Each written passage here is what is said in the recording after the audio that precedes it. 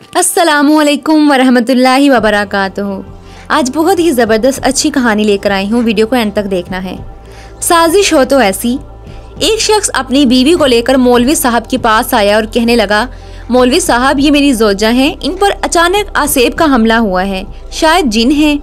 मौलवी साहब ने दम दारूद किया तो जिन बातें करने लग गया। मौलवी साहब, अभी की अभी बाहर निकलो वरना जिन, मैं निकलने के लिए तैयार हूँ, लेकिन मेरी एक शर्त है, मैं इस औरत से निकलकर शोहर से चिमट जाऊंगा। शोहर डर के मारे 2 कदम पीछे हटते हैं। मौलवी साहब, ये नहीं हो सकता, लेकिन आप इस औरत के शोहर से क्यों चिमट जाना चाहते हैं? जिन, क्योंकि ये नमाज नहीं पढ़ता।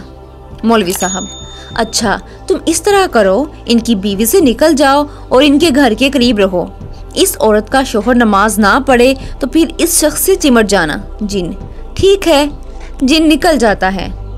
चंद दिन बाद वो औरत मौलवी साहब को फ़ोन करके शुक्रिया अदा करती है कि अब ना सिर्फ इनका शोहर सफ़े अव्वल में नमाज पढ़ता है, बल्कि अक्सर मस्जिद का दरवाज़ा भी वही खोलता है और अजान भी देता है।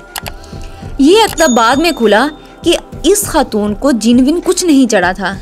इसने शोहर को नमाज का पाबंद बनाने के लिए ये वारदात कर डाली थी। अफसोस ये है कि हम मखलूक से तो डर जाते हैं, लेकिन खालिक से नहीं डरते।